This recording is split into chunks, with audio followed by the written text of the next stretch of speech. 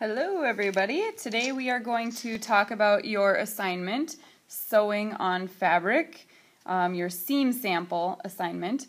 Yes, I realize that was completely backwards in your video. You can't quite read it unless you're awesome at reading backwards, but I wanted to show you what your assignment looked like so you know what I'm talking about. I'm going to go ahead and just read through the assignment as I go and show you what it looks like on the fabric. So here we go. There's one thing that I added to the directions that I will just verbally tell you guys the day of the assignment that I have done on my fabric already. So I'm going to show you that first, and then I will go ahead and proceed with step number 1. Okay? The thing that I added is that we always sew on 2 layers of fabric in this class because it helps with the thread tension and getting used to the fact that you don't really sew on 1 layer of fabric typically. So what I've done is added a few pins into my layers of fabric.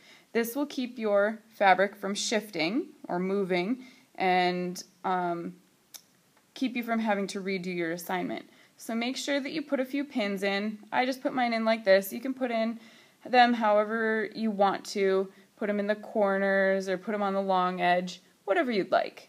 Okay? So the first thing that number 1 says is to start on side 1. Side 1 is one of the short sides of your rectangle. So I'm just going to pick one of the short sides and go from there. I'm going to make a 1/4 inch seam allowance. So a 1/4 inch seam allowance on our machines is following the edge of our presser foot. Okay? And then you go out from there. These other markings on the needle plate are different measurements, and you can find out those measurements by using a seam gauge and measuring from the distance from the needle. So to find out that this was a 1/4 inch, I start at the needle and measure to the edge of the presser foot and see that it is a 1/4 inch. And then if I wanted to see what this was, I could measure from the needle and measure out to that distance. Okay? So I'm going to start on side 1. Make a 1/4 inch seam allowance. My presser foot will be at the edge of the material.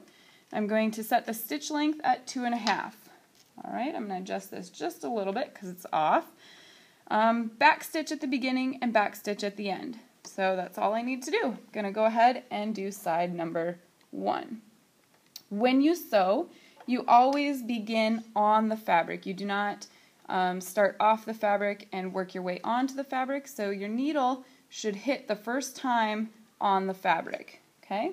So line up so that your needle will be hitting the fabric and that the edge of your fabric is on the presser foot. Okay? I'm doing this from a little bit of an awkward angle, so bear with me here if I look a little funny while I'm doing this. Alright, I'm going to go forward a couple stitches. 3 or 4 is good, and then you're going to back stitch to where you began. Don't go past off the fabric. Once you've backstitched to where you began, then you let go of the push button reverse and you will begin going forward again. Okay? Now that I have started sewing, I can go ahead and take out my first pin because now my fabric will not move because the stitches are holding the layers together. Alright, I'm going to go ahead and continue. Remember to watch the edge of your presser foot here and your fabric so that you stay on the line. I'm going to slow down because I'm getting close to my pin, and I'll stop. Always stop with your needle down just so in case something happens, your fabric will not move on you. I'm going to take that out, and notice that as I'm taking them out, I'm putting them right into my pin cushion. I'm not laying them on the table or anything like that. Okay, now I'm ready to go. And I'm getting close to my edge, so I'm going to stop using my foot control, and I'm just going to use my hand wheel to go about 1 more stitch, and now I'm ready to back stitch. Now because we are doing different stitches on each side of this fabric, we aren't going to pivot, but typically if we were trying to sew these 2 layers of fabric together and then flip them inside out to make a pillow or a purse or pants or a shirt or anything like that, we would pivot at these corners like we've been practicing on paper. So I would get about this distance, the same distance, a 1/4 inch from the edge. I would stop, I leave my needle down, and I would lift up my presser foot, turn my fabric, and then I would put my presser foot back down and continue sewing this way. But since, like I said, we are changing our stitches with each side, we will just back stitch and stop at each edge. Okay, now I'm ready for side number 2. Side number 2 says to also make a 1/4 inch seam allowance, so I will again follow the side of my presser foot. Okay, and this time it says to use a number 4 stitch length. So I'm going to go ahead and turn my stitch length to 4. So this means it's going to be a longer stitch length. It's going to move faster on me. And I'm going to back stitch at the beginning and back stitch at the end. So I can line this up and go ahead and start. Go forward about 3 or 4 stitches, back stitch, and go forward again.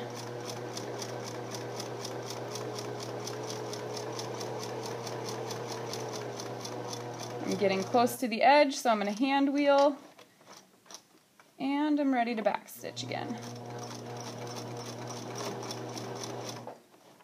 Alright, and stop at the top. There we go. Clip your threads nice and close.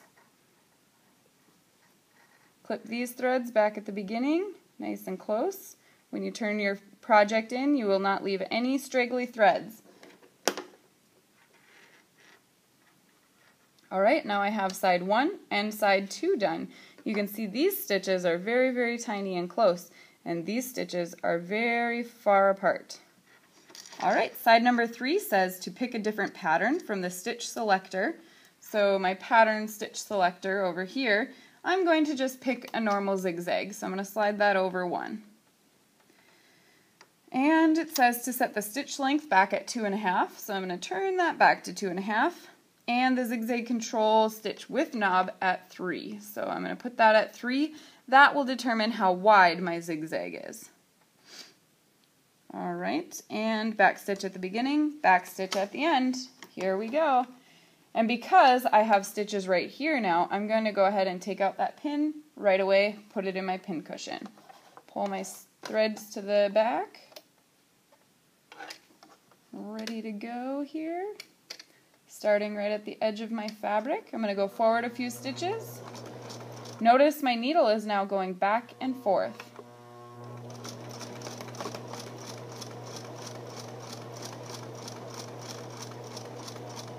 And notice it goes a lot slower now because it also has to go back and forth with each stitch. I'm going to stop and pull out my needle because I'm getting, or my pin, excuse me, because I'm getting close with my needle.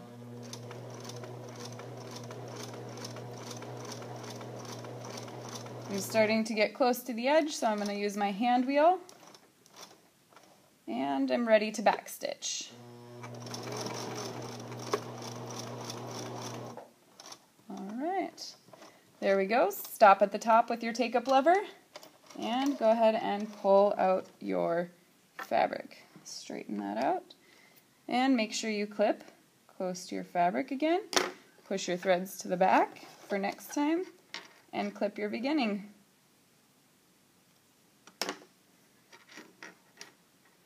And there you have a zigzag. Finally, side number 4 says to return the machine settings to a straight stitch. So I need to push my pattern selector back over to a straight stitch and my stitch width back over to a straight stitch as well. My needle position didn't change, so that is just fine. And my stitch length can stay at a 2.5, so I will leave that there. I'm going to start also with a 1/4 inch seam allowance on this one, and I'm going to pivot 4 times in the middle of my side 4. So this means it's going to look something like this. I'll show you the picture on the paper. I'm going to start sewing. I'm going to go a little ways. I'm going to pivot. I'm going to stop and pivot again. Then I'm going to stop and pivot again, and I'm going to stop and pivot again once I'm back to a 1/4 inch seam allowance. So you got to try and stop right at the same time where you'll have your 1/4 inch seam allowance to get back to the beginning or the end, excuse me, of your side 1. Okay? So that's what our goal is for side 4. All right, so here we go. Side 4.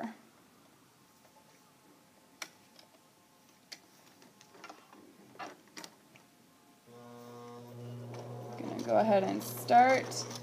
Get some back stitches in there. And you can pivot whenever you feel like you're about in the center. So it may not be exactly centered, doesn't really matter. Remember, when you pivot, you stop, get your needle down, lift up your presser foot, and turn your fabric. Put your presser foot down. You can make this rectangle as big as you'd like, but keep in mind that you're going to be sewing buttons up here on this fabric, so don't make it too big. I'm going to go ahead and sew up, and I think I'll pivot right there. So I'll leave my needle down, lift my presser foot up, turn my fabric, put my presser foot down, and go again, and I'll pivot right there, I think. Needle down, presser foot up, turn my fabric, presser foot down, and continue going. Now, I'm not quite sure what 1/4 of an inch looks like, so I think I will stop right here and see if I'm close. So I'll leave my needle down, presser foot up, and turn. Now if I put my presser foot down, I'm not quite on the edge of my fabric, so I think I'll try go one more stitch. So I can turn it back, put my presser foot back down, and go one more stitch. I might be a little bit over now, but it'll be pretty close. Right on the line. Perfect. So that's the nice thing. If you leave your needle down, you can turn back and forth, go an extra stitch, but if you go too far, you can't back up, so don't go too far. All right, I'm ready to go forward again, all the way to the end.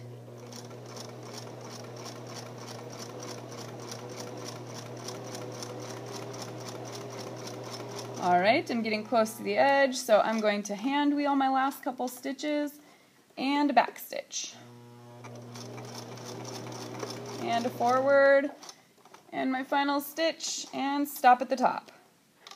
Lift her up, pull out your fabric, clip your threads, go back and clip your other threads. It's good to do this each time you sew, otherwise you forget and you have lots of threads at the end to clip. And you can admire your finished product. You have side 1 with 2.5 length stitches, side 2 with 4 length stitches, and side 3 with zigzag stitches, and side 4 with a pivot. All right. Good luck on your projects.